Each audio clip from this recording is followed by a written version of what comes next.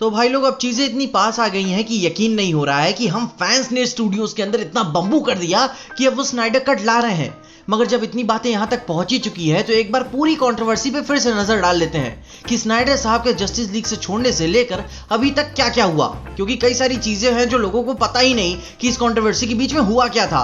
और आगे बढ़ने से पहले हेलो एवरीवन, मैं हूं पीजे और आप देख रहे हैं पीजे एक्सप्लेन। तो कहानी सबसे पहले मई 2017 शुरू होती है, क्योंकि दिक्कत वहीं से शुरू हुई थी। उससे पहले तो सब काम ठीक ही चल रहा था। तो मई 2017 में जैक स्नाइडर साहब के साथ बहुत ही बुरी फैमिली ट्रेजेडी हुई। भगवान न करे किसी के साथ ये ट्रेजेडी हो, अपना कोई छोड़ के चला जाता है तो बहुत दुख होता है। वैसे भी मैं किसी के चले जाने पर वीडियो नहीं बना पाता, बहुत मुश्किल होता है। तो मई 2017 में हॉलीवुड रिपोर्टर के इंटरव्यू में ही स्नाइडर ने कहा, it's all consuming and in the last 2 months I have come to realization I have decided to take a step back from the movie to be with my family, be with my kids who really need me, they all having a hard time, I am having a hard time. तो यहाँ पता चलता ही है कि उन्होंने ही पहले खुद justice league छोड़ दी। अब क्योंकि स्टूडियोज की डिमांड बहुत इंटेंस थी और ये कोई छोटी मोटी पिक्चर भी नहीं थी। जैक स्नाइडर को खुद नहीं पता था कि उन्हें अपने इस मुश्किल दौर से निकलने में कितना समय लगेगा, और स्टूडियोज ज्यादा डेट्स के साथ छेड़छाड़ तो नहीं कर सकते थे। वैसे भी जिस काम में दिल ना लगे वो काम अच्छा नहीं होता। खैर, फिर मई 2017 के बाद जून 2017 में जब जैक स्नाइडर जस्टिस लीग से पीछे हट गए तो वार्नर ब्रदर्स ने जॉस व्हेडन को अपॉइंट किया इनका बचा हुआ काम कंप्लीट करने के लिए। और उसी के साथ कई सारे मेजर चेंजेस भी हुए और एक बहुत ही बड़ी अजीब सिनेमा वाली पॉलिटिक्स सामने आई। जून 2017 में जस्टिस लीग के ओरिजिनल कंपोजर जंकी एक्सेल को हटा के डैनी एल्फमैन को ले आया गया। मतलब कि समझ सकते हो, हमने जो 2017 की जस्टिस लीग में म्यूजिक तक सुना है, जैक स्नाइडर का विजन वो तक नहीं था। अब 2017 के जस्टिस लीग के म्यूजिक कंपोजर डैनी एल्फमैन वही हैं जिन्होंने Avengers Age of Ultron movie में अपना म्यूजिक कंपोज किया था। मैं पूछना चाहता हूँ, वेडन तुमने ऐसा क्यों किया या करवाया? फिर जंकी एक्सेल भी हॉलीवुड रिपोर्टर के इंटरव्यू में कहते हैं, it pains me to leave the project but a big thanks to Jack for asking me to part of his vision and wish Danny, Josh and Warner Brothers all the best with Justice League. अब देखो, movie के original composer तक को बहुत दुख हो रहा था कि उन्हें ना चाहते हुए भी प्रोजेक्ट को छोड़ना पड़ा या छुड़वा दिया गया उनसे। तो भाई कहते हैं ना, जो होता है अच्छे के लिए होता है। अब हमें जैक स्नाइडर की जस्टिस लीग में ओरिजिनल उनके विजन का म्यूजिक सुनने को मिलेगा जैसा वे चाहते थे। अब आगे देखें तो नवंबर 2017 में जस्टिस लीग रिलीज हुई बहुत बड़ी बॉक्स ऑफिस डिसअपॉइंटमेंट के साथ। इसने डॉन ऑफ जस्टिस से भी कम पैसे कमाए, रॉटेन टोमेटोज पे 40% की रेटिंग पाई। और ठीक यही वो महीना था कि डीसी फैंस ने ऑनलाइन पिटीशन चालू कर दी कि उन्हें स्नाइडर कट चाहिए, और अराउंड उसी महीने के अंदर उन्हें 1,30,000 सिग्नेचर्स भी मिल गए, वो भी बिना किसी मेजर प्रमोशन के। फिर आगे जनवरी 2018 में एक बहुत बड़ी मेजर न्यूज मिली कि स्नाइडर साहब की जस्टिस लीग ऑलमोस्ट कंप्लीट ही थी। स्टीफन एन कॉल्बर्ट ने ही कहा, जो कि ऑफिशियल सिनेमा जर्नलिस्ट हैं, उन्होंने ही कहा स्नाइडर कट की जस्टिस लीग असेंबल्ड और पूरी एडिटेड थी। बस उसमें कुछ ऑनगोइंग काम ही चल रहा था, जैसे कि कलर ग्रेडिंग, कुछ विजुअल इफेक्ट्स के शॉट्स, ऑडियो मिक्सिंग, कुछ बहुत भारी काम नहीं बचा था। और हम जनता को स्टूडियोज के द्वारा अंधेरे में रखा गया कि बहुत कम बचा था, मगर सच छुपता कहाँ है, बाहर आ ही गया। अब जब पिक्चर पिट ही चुकी थी तो 2018 के शुरुआती महीनों से ही जैक स्नाइडर ने अपने मूवी के डिलीटेड सीन्स को अपने वेरो अकाउंट पे पोस्ट करना शुरू कर दिया। जैसे धोखा खाया हुआ आशिक अपनी गर्लफ्रेंड की फोटोज को शेयर करता है। तो चर्चा यहीं से शुरू होती है, he has yet to rise से। और अर्ली 2018 से लेकर ऑलमोस्ट अभी तक भी जैक स्नाइडर जस्टिस लीग के पोस्ट पे पोस्ट पेले जा रहे हैं। धोखा जो हुआ था इनके साथ। अब तुम में से कई लोग बोलेंगे कि उन्होंने ही तो खुद छोड़ी थी, इंटरव्यू में बोला भी था।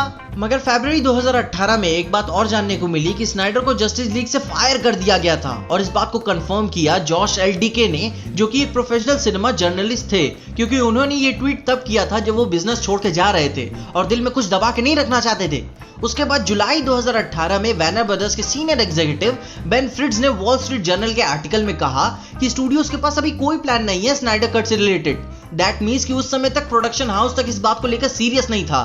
आगे जनवरी 2019 में hashtag release the Snyder cut की ऑनलाइन लीडर सामने आई, जो है फियोना ज़ेंग। उन्होंने ही forsnydercut.com वेबसाइट की शुरुआत की और उस अनरिलीज मूवी को इंसेन लेवल पे ऑनलाइन प्रमोट किया।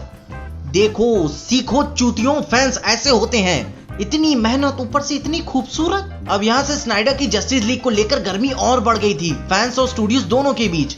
अब आगे मार्च 2019 में जैक स्नाइडर ने यह बात खुद ही कंफर्म की कि उनकी बनाई हुई जस्टिस लीग 214 मिनट तक की जा रही थी, यानी कि करीबन 3.5 घंटे की ऑफिशियल थिएट्रिकल फुटेज, और वेडन की जस्टिस लीग सिर्फ 2 घंटे की थी। 1.5 घंटे की ऑफिशियल थिएट्रिकल फुटेज खा गए यार। अब जैक स्नाइडर ने आग में घी तो डाल दिया, मगर अच्छा था। अब इस भड़की हुई आग के कारण अप्रैल 2019 में a small group of fans ने एक बहुत ही बड़ा डिसीजन लिया। गोफंडमी पेज पे प्रोजेक्ट कॉमिक कॉन चलाया, जहां उन्हें करीबन $26,000 से ऊपर की डोनेशन मिली और उस हेल्प से उन्होंने कमाल तरीके से अनरिलीज मूवी को प्रमोट किया। जैसे कि उन्होंने डोनेटेड पैसों से उन्होंने फ्लैट बैनर चलवाई वार्नर ब्रदर्स के ऑफिस के सामने। हॉलीवुड रिपोर्टर के पेज 18 पे उन्होंने अपनी इस मूवमेंट को नेक्स्ट लेवल पे प्रमोट किया और उन्होंने मेजर पब्लिक प्लेसेस पे मूवी को रिलीज करने के लिए बिलबोर्ड्स भी प्लेस करवाए। आगे अगस्त 2019 में जेसन मोमोआ ने क्लेम किया कि स्नाइडर कट वाज सिक। अब उन्होंने इस बात को एक इंटरव्यू में अच्छी तरीके से इलैबोरेट भी किया। अगर आपको उस इंटरव्यू के बारे में बस वो स्पेसिफिक पैराग्राफ सुनना है तो आप मेरी ये वाली वीडियो देख सकते हैं, Snyder cut Justice League mind blowing details we know so far में। इसमें मैंने दिखाया और बताया दोनों है। अब आगे अक्टूबर 2019 में वही अपने प्रोजेक्ट कॉमिक कॉन वाले फैंस दोबारा सामने आए, तो जब उन्हें अब हाई डोनेशंस मिल रही थी तो उन्होंने इस बार हजारों डॉलर्स के बिलबोर्ड्स पे स्नाइडर कट को प्रमोट किया और इस रिकॉग्निशन को स्नाइडर सर ने अपने वेरो अकाउंट पे पोस्ट करते हुए हम्बल्ड और स्पीचलेस भी लिखा। अब इतना सब कुछ होने के बाद अक्टूबर 2019 में जंकी एक्सेल ने भी ये बात कंफर्म कर दी कि उनका ऑफिशियल जस्टिस लीग का ओरिजिनल स्कोर कंप्लीट हो चुका है। अब इस ताबड़तोड़ लेवल प्रमोशन के बाद स्टूडियोज आराम से बैठ कहां सकता था, पिछवाड़े में आग जो लगी थी और वो जल्दी बुझने कहां वाली थी। इतना सब कुछ बवाल हो ही रहा था कि फिल्म की सारी स्टारकास्ट ने नवंबर 2019 में #रिलीज द स्नाइडर कट डालना चालू कर दिया। अब आगे 2 साल की शांति के बाद जस्टिस लीग के मेंबर भी जान चुके थे कि मामले के डाबर आमला होने से पहले इसकी आग बरकरार रहनी चाहिए। तो नवंबर 17 जो कि मूवी की एनिवर्सरी भी थी, तो उसी दिन गैल गडोट ने ट्वीट किया, फिर बेन एफ्लेक ने भी ट्वीट किया, फिर रे फिशर ने भी ट्वीट किया और इन चारों ने ट्वीट करके आधा इंटरनेट तो खुद ही उठा लिया था। बाकी काम तो जनता पे छोड़ दो। अब आगे दिसंबर 2019 में जैक स्नाइडर ने एक पोस्ट किया कि उनका कट एग्जिस्ट करता है और उनकी यह बात पोस्ट कंफर्म भी करती है और एक ट्वीट में उन्होंने ये भी कहा कि उनकी असेंबली कटी 5 घंटों तक की जा रही थी। इस पोस्ट ने भी कई सारे लोगों का भी मुंह चुप करा दिया जो लोग बोल रहे थे कि ये एग्जिस्ट ही नहीं करता। और झूठ क्यों बोलूं, एक पॉइंट तक मैं भी ये सोचने लगा था कि ये सच है, मगर अच्छा हुआ इस ट्वीट और पोस्ट ने राहत दी।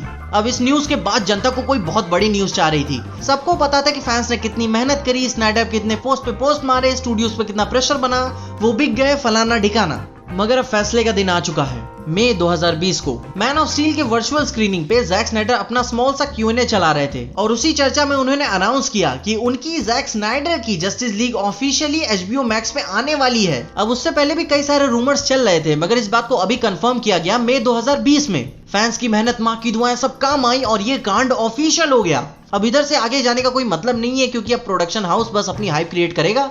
जितना ज्यादा हाइप रहेगी HBO मैक्स के लिए उतना अच्छा रहेगा। मगर अभी के तौर पे बस ये जान लो कि जून 2020 में जस्टिस लीग स्नाइडर कट का स्नीक पीक आ चुका है, जो कि करीबन आधे मिनट का है और शायद जब आप ये वीडियो देख रहे हैं ट्रेलर भी आ चुका हो या फिर पिक्चर भी आ चुकी हो।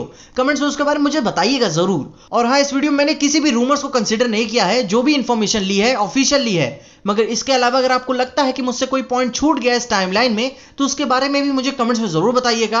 अगर आपको ऑफिशियल लगती हो तो जरूर बताना। क्या करोगे अंदर गर्मी दबा के, बाहर आने दो।